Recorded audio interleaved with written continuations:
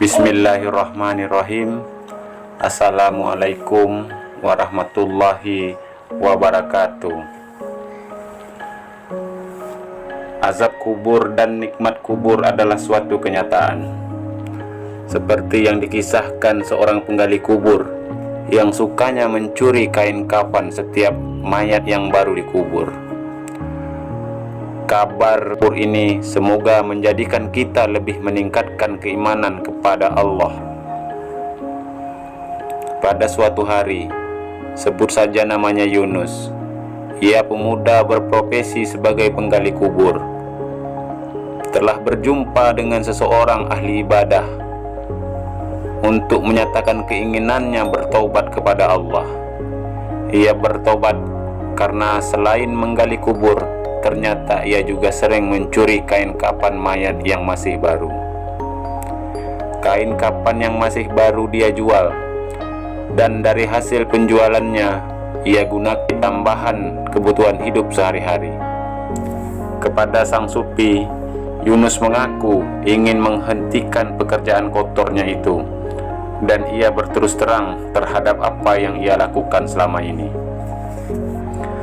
Sepanjang aku menggali kubur untuk mencuri kain kafan, aku telah melihat 7 hal ganjil menimpa mayat-mayat tersebut. Lantaran itulah aku merasa sangat insaf atas perbuatanku yang sangat keji, dan aku ingin sekali bertaubat, ungkap Yunus kepada sufi. Apa saja yang kau alami wahai Yunus? Tanya sang sufi.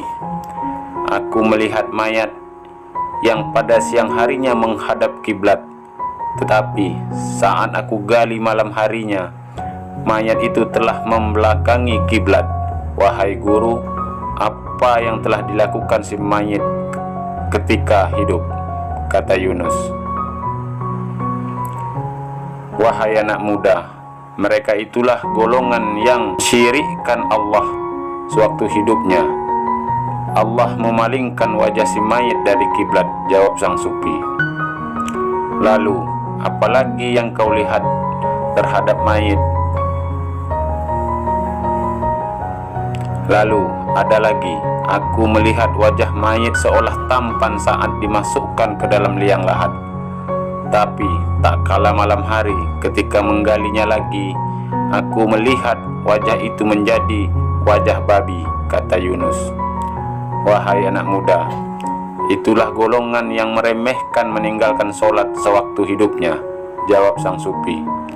Si pemuda menyambung lagi, wahai tuan guru, aku juga melihat pada waktu siang harinya mayat kelihatan seperti biasa saja, tapi pada waktu malam kulihat perutnya membuncit, bahkan keluar ulat dari dalam perutnya, kata Yunus.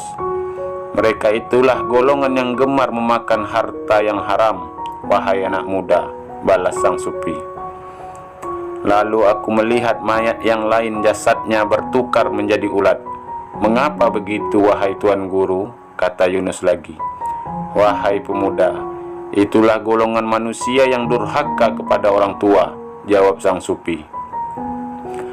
Kulihat ada pula mayat yang kukunya amat panjang, sehingga membelit-belit seluruh tubuhnya hingga keluar isi perutnya, sambung sang pemuda.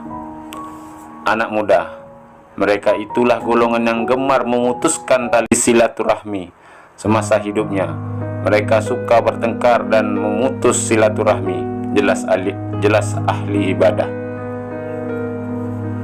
Wahai sang guru, golongan yang keenam yang aku lihat, waktu siangnya lidahnya kering, tetapi saat malam ketika aku menggali kubur itu, aku melihat mayat tersebut terapung dan lidahnya dipenuhi air hitam yang amat busuk baunya. Wahai pemuda, itulah golongan yang memakan harta riba sewaktu hidupnya, jawab sang sufi.